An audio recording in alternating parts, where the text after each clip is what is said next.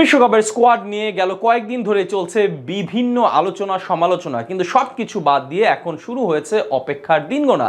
এরই মধ্যে প্রশ্ন উঠেছে ঠিক কেমন একাদশ নিয়ে মাঠে নামবে বাংলাদেশ, সাকিবের ব্যাটিং পজিশন কোথায় হবে তা নিয়েও আছে প্রশ্ন। তবে সেই সব প্রশ্নের সমাধান দিলেন বোর্ড সভাপতি নাজমুল হাসান পাপন। জানিয়ে দিলেন বিশ্বকাপে কোন সেরা একাদশ নিয়ে মাঠে নামবে টিম টাইগার্স, এমনকি কে কোন পজিশনে ব্যাট করবে তাও পরিষ্কার করছেন তিনি। পাপনের মতে বিশ্বকাপে কেমন হবে বাংলাদেশের সেরা একাদশ সেটাই জানবো রিপোর্ট। বিশ্বকাপ খেলতে সবার আগে যুক্তরাষ্ট্রে পৌঁছে গেছে বাংলাদেশ। যদিও এখনো প্রায় 15 দিন সময় বাকি আছে, কিন্তু বিশ্বকাপের মূল মঞ্চের আগে স্বাগতিকদের বিরুদ্ধে 3 ম্যাচের একটি টি-20 সিরিজ খেলবে সাকিব, রিয়াদ, শান্তরা। তাই স্বভাবত বিশ্বকাপে নিজেদের কোন সেরা একাদশ নিয়ে মাঠে নামে বাংলাদেশ সেই প্রশ্ন খোঁজার এখনো অনেক সময় হাতে আছে। তবে এর আগেই বিসিবি সভাপতি দিয়ে দিলেন সবকিছুর সমাধান। টি-20 বিশ্বকাপের মঞ্চে নিজেদের প্রথম ম্যাচে ঠিক কেমন একাদশ নিয়ে মাঠে নামবে অধিনায়ক নাজমুল হোসেন শান্ত তার একটা ধারণা দিয়ে রাখলেন বাংলাদেশ ক্রিকেট বোর্ডের সভাপতি নাজমুল হাসান পাপন।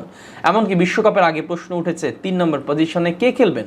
এই নিয়ে সাকিবের নামটা শোনা গেলেও আলোচনায় আছেন শান্ত আর তাহিদ হৃদয়। আর এই বিষয়টাও ক্লিয়ার করে দেন পাপন।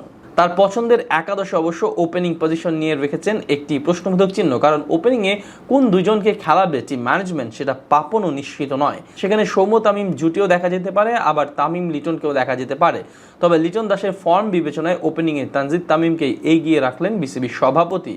তবে পাপনের মতে 3 নম্বর পজিশনে রাখা হবে অধিনায়ক শান্তকে। দীর্ঘদিন ধরেই তিনি এই জায়গায় খেলে আসছেন, তাই ওয়ান ডাউনে শান্তকেই দেখছেন বোর্ড সভাপতি। এছাড়া শুরুতে 4 নম্বরে সাকিবের নাম বললেও পরে সিদ্ধান্ত পাল্টে এই জায়গায় নিয়ে এসেছেন তরুণ ক্রিকেটার তাহিদ হৃদয়কে।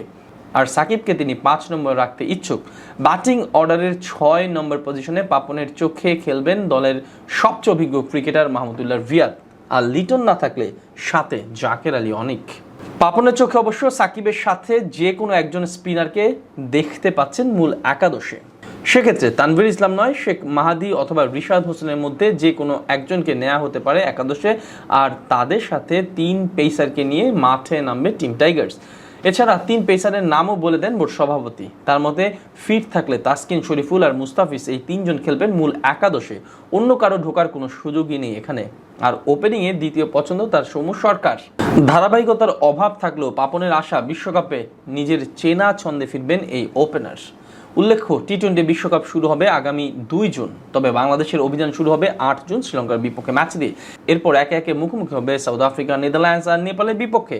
এর আগে নাজমুল শান্তর দল যুক্তরাষ্ট্রের বিপক্ষে 21, 23 আর 25 মে 3 ম্যাচে টি-20 সিরিজ খেলবে।